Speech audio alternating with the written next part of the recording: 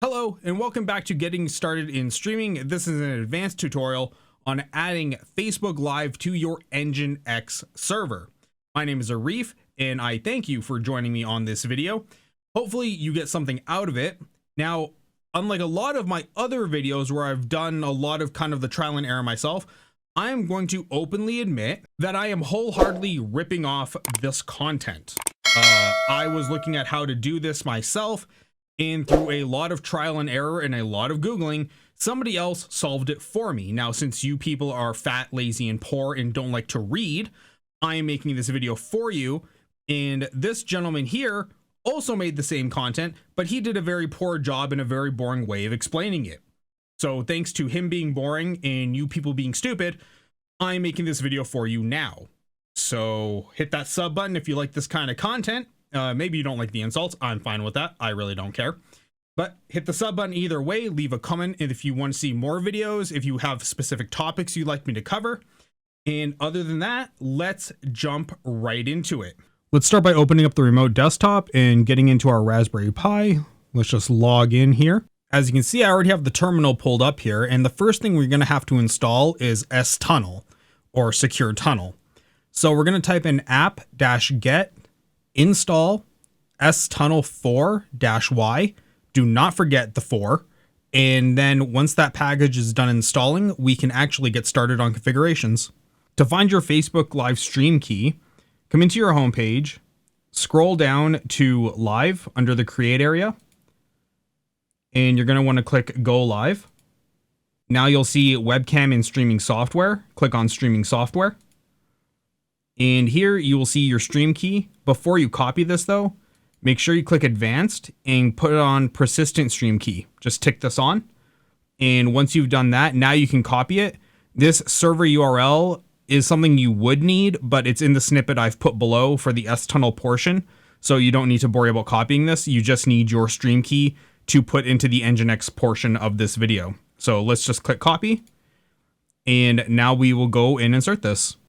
Now we got that all installed, let's go and do our NGINX configuration. So I'm just going to come back here to the etc directory and just make sure the Stunnel installed properly. And we can see here that it has. So now the next thing we need to do is go into our NGINX configuration.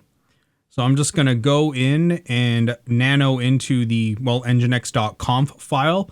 If you don't know what NGINX is or how to install it, there is another video on this channel, or at least there should be. So just go there and, watch that video if you want to know how to install NGINX. Obviously, I'm not going to backtrack on steps. I may have typed in the wrong command here. Let's just get out of this and we're just going to go do it directly. Let's just switch into the NGINX directory. And here we go. Now we can sudo nano into it and we should probably get the right one. Ah, perfect. Here we go. This is the right page. Now you can see I have all my services down here. We're going to come to this Edgetree one. This is still the Facebook live stream domain.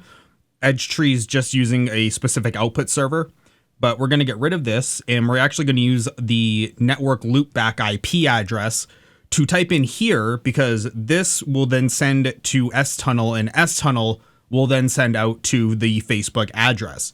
So the loopback IP is always 127.0.0.1. And then we're going to put the port number in here that we're going to broadcast on. Do not make the broadcast IP the same as the one this loopback is going to use. Make it something different. So my server is using 1936. Therefore, I'm going to use 1937 for it. So we have that. And of course, you can't just put the IP in like that. You have to put RTMP : //. So let's go and put that in. And now we can actually go set up the Stunnel. To wrap up this file, we're just going to write it out. So let's do Control O to write out the file and then Control X to leave. Now we are just going to go back to our Stunnel folder. So we're just going to backspace out or CD out of here. Now we're going to go into our Stunnel. You don't have to do this. I'm just very bad at Linux. And now we're going to do sudo nano stunnel.conf. And this will open up the configuration file. And it should be blank. This should be blank for you when you get there, just like this. Now we're going to go to the website whose content I'm stealing this entire video from. And we are going to copy this little snippet out of here. And this is going to be what sends the video signal or the live stream to Facebook. So just come in here and we're just going to copy it. I'll leave this part in the description box down below. All you have to change is the port number. Don't edit the rest of this. Just leave it as it is. Odds are you have no idea what the stuff means considering you're watching this video. So just leave it and come into your COM file and just paste it in. Change your port number to the appropriate port number. And once again, write it out, hit Control O and then Control X and call it good there. Now that we have the NGINX configured and the S-Tunnel configured, the last thing we need to do is restart S-Tunnel and restart the NGINX server. So let's start with NGINX first. We're going to type in sudo systemctl start NGINX. Once it comes to the next line, you know that it restarted fine, but if you want to be super sure, we can just do sudo systemctl status NGINX. And it'll tell you that it's all running and everything.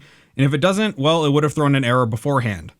The next thing is to restart the S-Tunnel. So we're going to do, once again, sudo restart S-Tunnel.service.